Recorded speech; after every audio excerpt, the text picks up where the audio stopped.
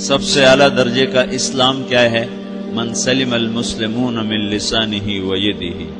زندگی میں یہ طے کر لو، کوئی کتنا ہی تمہیں دکھ پہنچائے، کوئی کتنا ہی تمہاری بےعزتی کرے، چپ ہو جاؤ، سہ جاؤ. مرنے والے کی کیا عزت، کیا ذلت. میں نے تو مر کے دیکھا ہے، اور مجھے یہ حدیث سمجھ میں آئی ہے بڑی اچھی طرح، موتو قبل ان تموتو، کہ مرنے سے پہلے مر جاؤ. اس وقت اگر میں مر جاتا تو مجھے کوئی گالیاں دیتا تو مجھے کیا نقصان تھا، اور مجھے کوئی نعرے لگاتا میرے لیے تو میرا کیا نفع تھا. تو مرنے سے پہلے مر جاؤ. کوئی تمہیں برا بھلا کہے تو تمہارا کیا نقصان ہے، تمہیں کوئی واہ واہ نعرے لگائے تمہیں کیا نفع ہے. اگر اللہ راضی ہے تو مرد آباد اور زندہ باد سے بے نیاز ہو. ابو ذر رضی اللہ تعالیٰ عنہ کو ایک آدمی نے گالیاں دی تو انہوں نے فرمایا بیٹا ایک گھاٹی آگے آ رہی ہے، اس میں گر گیا تو جو کچھ کہہ رہے ہو اس سے بھی زیادہ کا حقدار ہوں، اور اگر پار ہو گیا تو تیری گالیوں سے مجھے کوئی فرق نہیں پڑتا ہے. من سلم المسلمون من لسانہ و یدہ موتوا قبل ان تموتوا. چونکہ آج کل اخلاق ہیں انتقامی، معاف کرنے والے اخلاق ہیں نہیں، انتقامی اخلاق ہیں. ہمارا معاشرہ انتقامی ہے، اچھا کرو گے تو ہم اچھا کریں گے، برا کرو گے تو ہم برا کریں گے، جیسا کہو گے ویسا ہم سے سنو گے. یہ ہمارا ماحول ہے، یہ ہمارا. ایک ماں کہہ رہی تھی دوسری ماں کو، میرے پترا کدی کسی نے واسطے سلام نہیں کیتا. بڑے فخر سے کہہ رہی ہے، ہمارے اپنے گاؤں کی بات. میرے پترا کدی نہیں کسی نے واسطے سلام کیتا، مائی جڑا کرے انہوں کریں دیں، جڑا نہ کرے انہوں پوچھ دے ہی کوئی نہیں. یہ وہ فخر سے کہہ رہی. جو سب سے بڑا عیب ہے وہ سب سے بڑا فخر بنا ہو. میرے پترا کدی نہیں کسی نے واسطے سلام کیتا. جب ماں باپ نے یہ سبق دیا تو اولاد کا کیا قصور ہے. تو ہمارا معاشرہ انتقامی ہے، ایک کی 10 سنانے کا ماحول ہے. تو آپ 100 کی ایک بھی نہ سناؤ. احنف بن قیس رضی اللہ تعالیٰ عنہ پہ ایک آدمی نے چڑھائی کر کہنے لگا ایک سناؤ گے نا تو 10 سنو گے میری طرف سے. تو احنف بن قیس کہنے لگے بھائی تو مجھے 100 بھی سنائے گا نا تو میری طرف سے ایک بھی تو نہیں سنے گا. ایک آدمی ان کی بڑی بےزتی کر رہا تھا اور وہ چل رہے تھے اور وہ 100 گالیاں بک رہا ہے. جب آ گیا نا قریب شہر تو کہنے لگے دیکھا میرا قبیلہ یہاں رہتا ہے، اگر کسی نے سن لیا نا تو تیری بڑی دھلائی کر دے گا. تو نے جو مجھے گالیاں دینی میں کھڑا ہوں یہیں تو دے لے، تو اپنا سارا زور پورا کر لے تاکہ آگے تجھے کوئی تکلیف نہ پہنچا دے میری وجہ سے. تو وہ پاؤں پہ گر کے معافی مانگنے لگا کہ واقعی تو بڑے حلم والا ہے. وہ مشہور تھے اپنے حلم میں، بردباری، اور لوگ ان کا امتحان لینے آیا کرتے تھے کہ بھئی کوئی ہے جو احنف کو غصہ دلا دے. تو لوگ ناکام ہو جاتے تھے، ان کو غصہ نہیں آتا. ایسے ایک عرب سردار گزرا معن بن زائدہ، وہ بھی اپنے حلم میں بڑے مشہور تھے. ایک دفعہ لوگوں میں شرط لگ گئی کہ کوئی ہے معن بن زائدہ کو غصہ دلائے تو ہم اس کو انعام دیں گے. تو ایک شاعر نے کہا میں غصہ دلاتا ہوں، تم دیکھنا ایسے سیخ پا ہو جائے گا جیسے جانور. تو وہ چلا گیا اس کی مجلس میں، دربار لگا، عرب سردار تھا بہت بڑا، دربار لگا ہوا. تو کہتا السلام علیکم. وعلیکم السلام.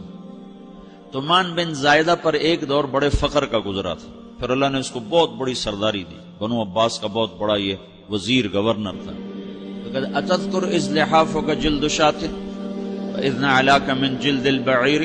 کیوں بھائی تجھے یاد ہے جب تیرا بستر بکری کی کھال تھا اور تیرے جوتے اونٹ کی کھال کے تھے؟ تو کہنے لگا کیوں نہیں یاد، بھلا کوئی ماضی بھی بھولتا ہے.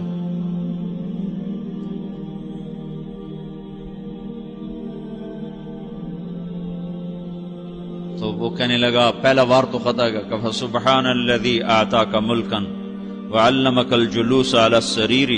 تو پھر ساری تعریفیں تو اللہ کی ہیں جس نے تیرے جیسے کو تخت پہ بٹھا دیا. کہاں بھئی ساری تعریفیں اللہ کی ہیں، میری تو کوئی اوقات نہیں. تو کہنے لگا سأرحل عن دیار انت فیہا وان جار الزمان علی الفقیر. جہاں تیرے جیسا حکمران ہو وہاں مجھے رہنا گوارا ہی نہیں ہے، میں یہاں سے چھوڑ کے نکل جاؤں گا چاہے کتنی تکلیف اٹھاؤں. بڑے دربار میں یہ ایک گورنر اور وزیر سے بات ہو رہی ہے.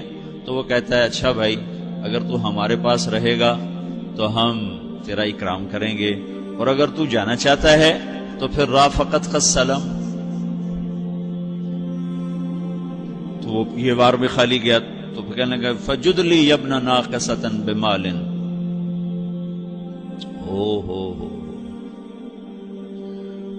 او گندی ماں کے بیٹے مجھے کچھ عطا بھی کر، میں بغیر پیسے کے سفر کیسے کروں گا؟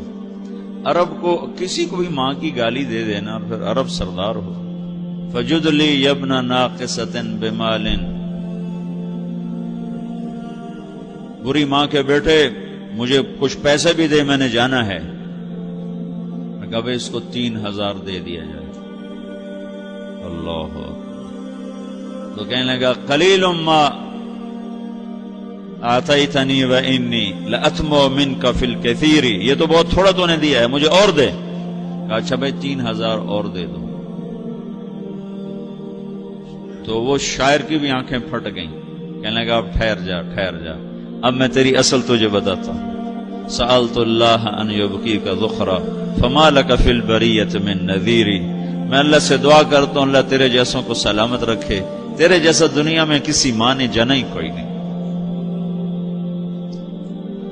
فمنک الجود والافضال حقا وفضل یدیک کالبحر الغزیر، تو ہی سخی ہے، تو ہی کریم ہے، اور سمندر بھی تیری سخاوت کے آگے کچھ نہیں ہے.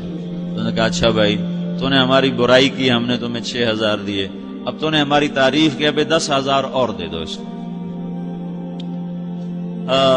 باتیں ہی رہ گئیں، باتیں ہی رہ گئیں. کہاں سے لائیں ایسے لوگ؟ ہمارا معاشرہ انتقامی ہے، بدلہ لینے کا ہے، بدلہ لینے کا. تو میرے ساتھ کیا میں نے بھی کرنا ہے. تو اعلیٰ درجے کا اسلام یہ سکھا رہا نہیں چپ ہو جاؤ، سلام مت بن جاؤ، سلامتی بن جاؤ، سلامتی کی علامت بن جاؤ. من سلم المسلمون من لسانہ ویدہ. اب وہ سوال کرتا ہے یا رسول اللہ ای الایمان افضل، سب سے اعلیٰ درجے کا ایمان کیا ہے؟ اسلام کیا ہے؟ کلمہ، نماز، روزہ، حج، زکات. اعلیٰ درجے کا اسلام کیا ہے؟ من سلم المسلمون من لسانہ ویدہ. یہ اخلاق کا ادنا درجہ ہے، ادنا درجہ ہے. ادنا درجے پر پہنچ کر آپ اسلام میں اعلیٰ درجے پر آ سکتے ہیں. وہ سوال کرتا ہے ایمان کیا ہے؟ تو آپ نے کہا اللہ پر، فرشتوں پر، کتابوں پر، رسولوں پر، موت کے بعد کی زندگی پر، تقدیر پر. اب ایک اور سائل سوال کرتا ہے ای الایمان افضل، سب سے اعلیٰ درجے کا ایمان کیا ہے؟ تو آپ نے فرمایا حسن الاخلاق، اچھے اخلاق سب سے اعلیٰ درجے کا ایمان ہے. جو آدمی اسلام میں، جو آدمی اخلاق میں، جو مرد عورت اخلاق میں ادنا درجے پر ہوتا ہے وہ اسلام میں اعلیٰ درجے پر پہنچتا ہے. اب اگر وہ اخلاق میں اعلیٰ درجے پر آ جائے تو اب یہ کہاں پہنچے گا؟ اب یہ کہاں پہنچے گا؟ میرا نبی کہہ رہا ہے سب سے اعلیٰ درجے کا ایمان ہے حسن اخلاق، حسن اخلاق. ابو ہریرہ نے پوچھا یا رسول اللہ وما حسن الاخلاق، یہ بھی ایک اور حدیث ہے. یا رسول اللہ حسن اخلاق کیا چیز ہے؟ تو آپ نے 3 چیزیں فرمائی، تصل من قطعک وتعطی من حرمک وتعفو عمن ظلمک. جو تم سے توڑے نہ تم اس سے جوڑو. نہیں کرتا سلام نہ کریں. کوئی ہم چھوٹے باپ کے ہیں؟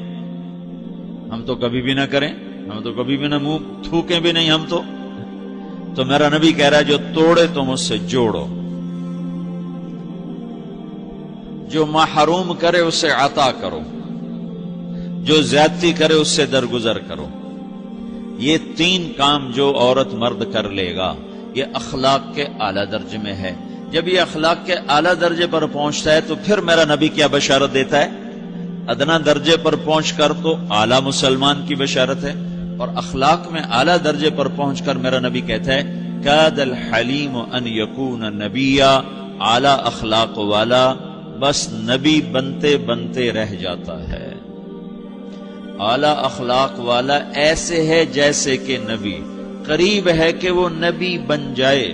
یہ تو ہے نا ترجمہ، لیکن ہم ہمارے اردو میں کہتے ہیں وہ نبی بنتے بنتے بنتے رہ گیا.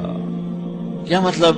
کہ اس میں اور نبی میں صرف نبوت کا فرق رہ جاتا ہے، باقی وہ سب کچھ حاصل کر لیتا ہے.